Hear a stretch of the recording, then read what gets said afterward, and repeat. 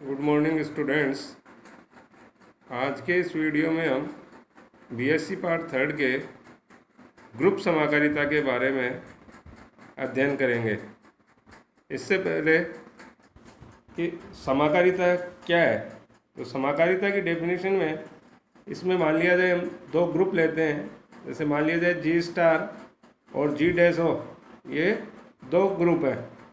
तब एक function F from G to G dash, ये समाकारिता या ग्रुप समाकारिता कहलाएगी यदि F A star B equals to F A O F B O for all A and B belongs to G. अब A star B का मतलब है ए और बी का संयोजन, और एफ उसका प्रतिबिंब हो गया। इसका मतलब है कि संयोजन का प्रतिबिंब ये अगर प्रतिबिंबों के संयोजन के बराबर हो तो एफ जी से जी डैश में एक समाकारिता कहलाएगी। अब है समाकारिता के कुछ प्रकार। तो इसमें सबसे पहले है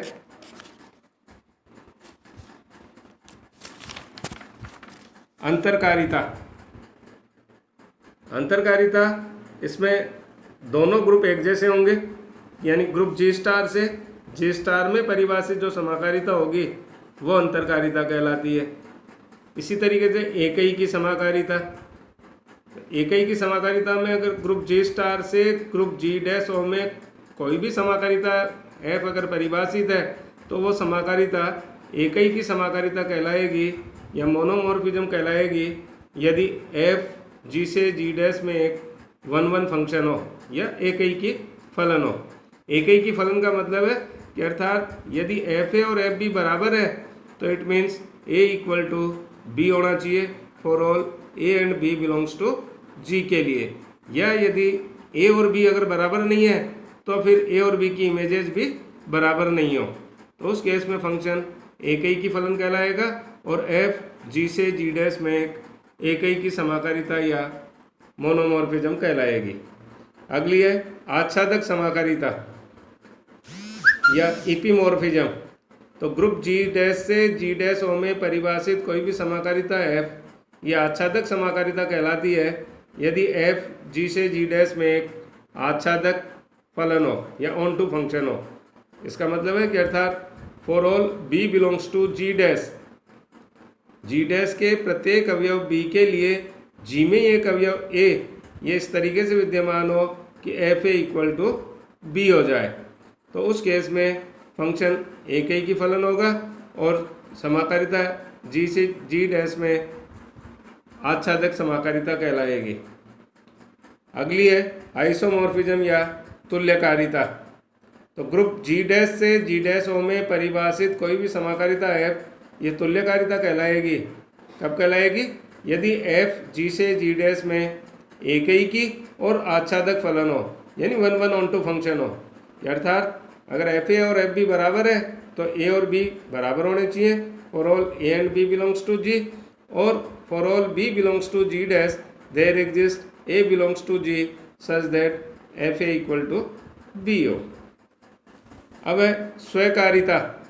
स्वकारिता, तो जी स्टार से जी स्टार में कोई तुल्यकारिता हो, ग्रुप जी स्टार से जी डी स्टार में ही अगर कोई तुल्यकारिता परिभाषित है तो उसे स्वकारिता या ऑटोमॉर्फिज्म कहते हैं।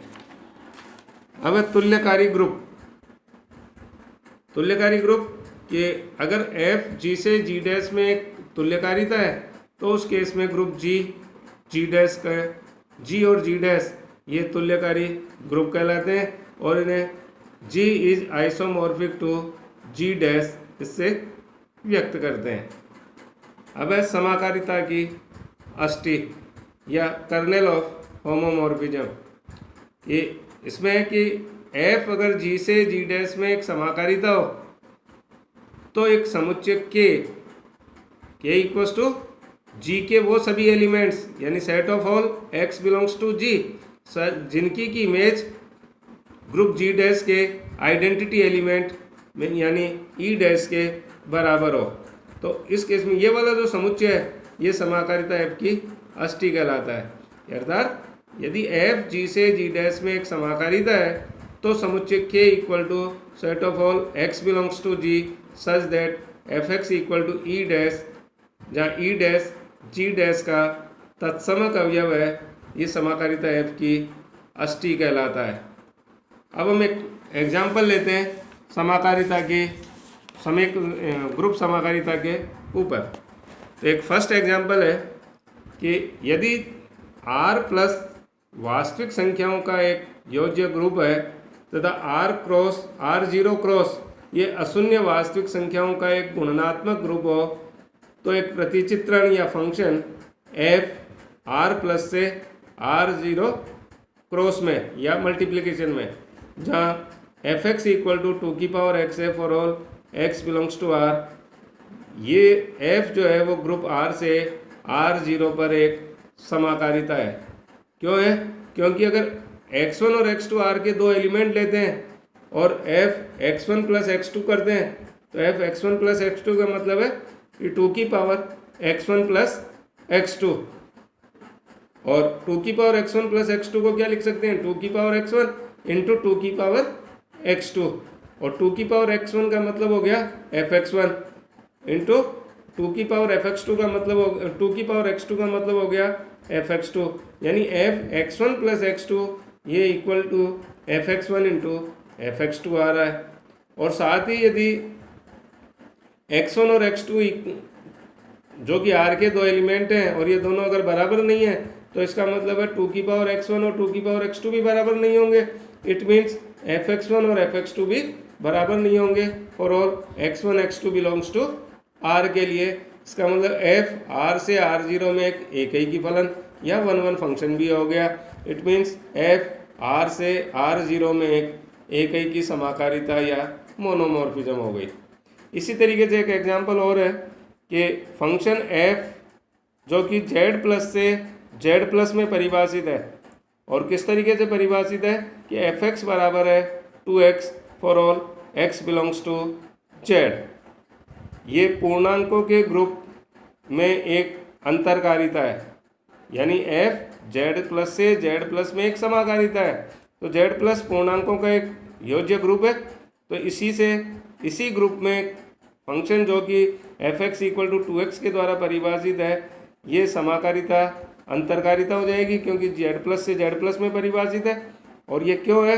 क्योंकि अगर x1 और x2 z के दो एलिमेंट लेते हैं और f x1 प्लस x2 निकालते हैं तो ये वैल्यू आती है 2 इंटू x1 प्लस x2, यानी 2x1 plus 2x2 equal to fx1 plus fx2, और ये it means f z plus से z प्लस में एक अंतरकारिता है।